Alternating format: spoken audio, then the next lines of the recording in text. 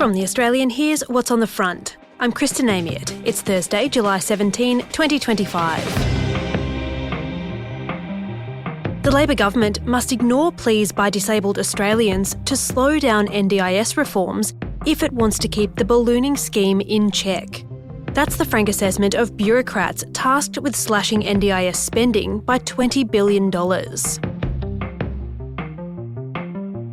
Chinese Premier Li Qiang has warned Prime Minister Anthony Albanese against stripping a Chinese company of its $500 million Port of Darwin lease.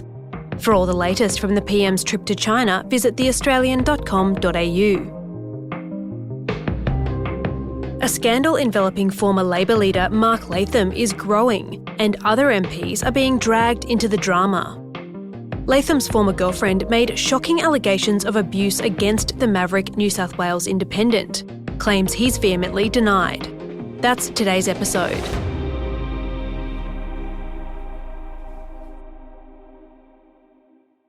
A note before we begin. This episode contains allegations of abuse and descriptions of alleged violence. When Mark Latham was elected Labor leader in 2003, he was the youngest person to hold the title in more than a century. In the years that followed, he gained a reputation as a maverick and a champion of outsider politics. How are you, Mark? Good. How are you? I'm very well. Good to see you. His tenure at the top of Labor lasted for about 18 months, when, in early 2005, he resigned as leader and from Parliament. But the controversies kept coming. You're brave enough to shake my hand. I'm happy to shake your hand, Mark. I'm happy to shake your hand. I'm glad to hear it. No worries, you won't end up in hospital. But Both leaders were focused on the economy today, but once again, a bothersome former Labor leader stole the limelight. Could I just ask you why the Labor Party made a complaint about me working for Channel 9? I don't know anything about that, Mark. If you want to work for Channel 9, that's a matter for you. I've had a good look at Fiona Scott on page 8 of The Australian today, and I don't think she's got sex appeal at all. He must have had the beer goggles on because she's not that good a sort. There's a demonisation of men here where if you listen to Rosie Batty, every man is a potential wife basher, every woman is potentially at risk. He resurfaced as leader of the New South Wales branch of Pauline Hanson's One Nation party in 2018. That didn't last either. Mark Latham has hit out at One Nation leader Pauline Hanson after he was dumped as leader of the party's New South Wales branch. Last year, while sitting as a freshly independent member on the New South Wales Legislative Council, he was ordered to pay Sydney MP Alex Greenwich $140,000 over a defamatory tweet. And just last month, New South Wales Premier Chris Minns unloaded on Latham like this. And One Nation voting together day after day after day to platform one of the most shameful bigots in New South Wales. Now, Latham is at the centre of serious allegations about the way he conducts himself behind closed doors.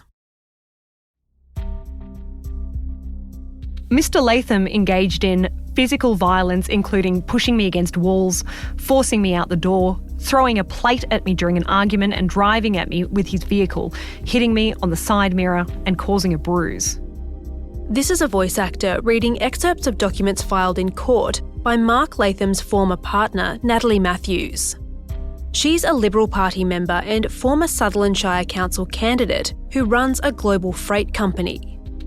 Matthews says she was in an on-again, off-again relationship with Latham for almost 3 years and alleges that in that time, Latham engaged in a sustained pattern of emotional, psychological, sexual and financial abuse. Including forcing degrading sexual acts, pressuring me to engage in sexual acts with others, demanding I call him master, telling me I was his property, and repeatedly telling me that my only value to him was for sex, to demean and to control me. The 37-year-old said she feared Latham would expose intimate photos of her if she resisted his demands or left the relationship, and alleges he put pressure on her regarding her father's will. She's seeking an order that would prohibit Mark Latham from coming within 100 metres of her because of the way he's allegedly behaved when they've broken up in the past. She claims she has an ongoing, reasonable fear of harassment, intimidation and potential harm.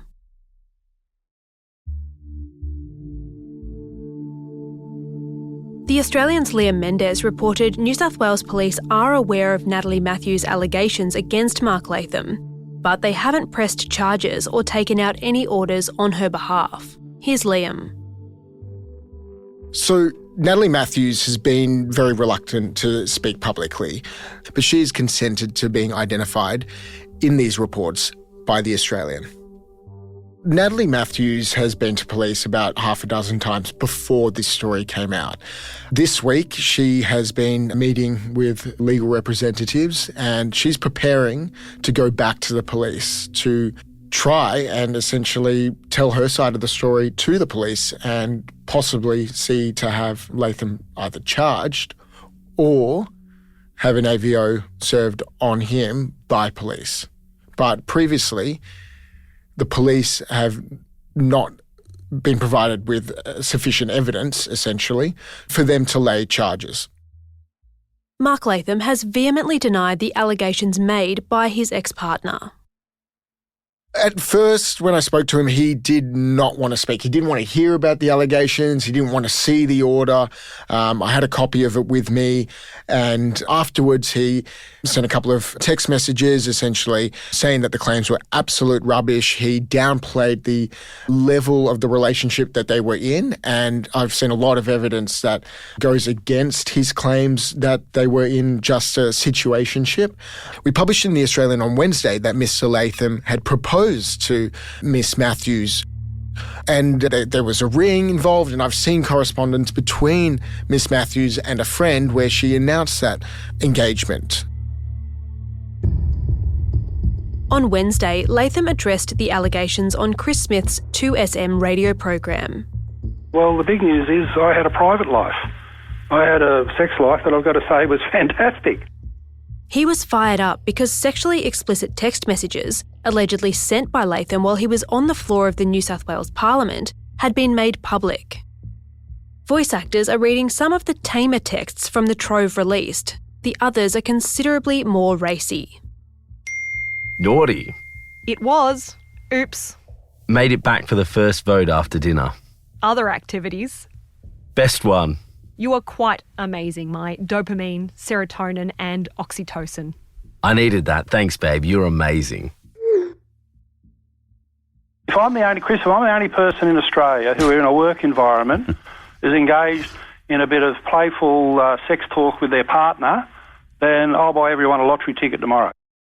Latham also had this to say about the allegations made by his ex. She tried to get an AVO with the police, and in the current environment, if you miss out with the police failing to issue an AVO, I think that tells you a lot about the substance of the matter. Just about all the things she's complaining about, she initiated in consensual arrangements. There are inaccuracies there, a lack of context, so it's pretty slap-happy journalism. I don't know how they publish that stuff with the inaccuracies. The Australian, of course, stands by our reporting. Coming up, why the allegations against Mark Latham could be a headache for the New South Wales Premier.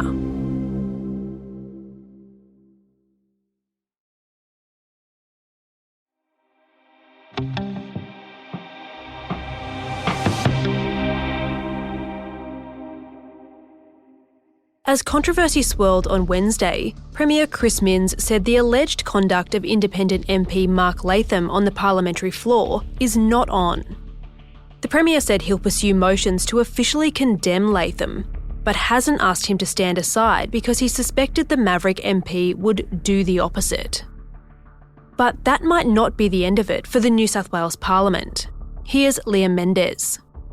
There is a lot more to this story. There's a trove of messages that have already been released. Some of these messages are very sexually explicit in nature, and they also allege to have been sent. In fact, Mr. Latham has admitted that a lot of these messages were actually sent while he was on the floor of the New South Wales Parliament.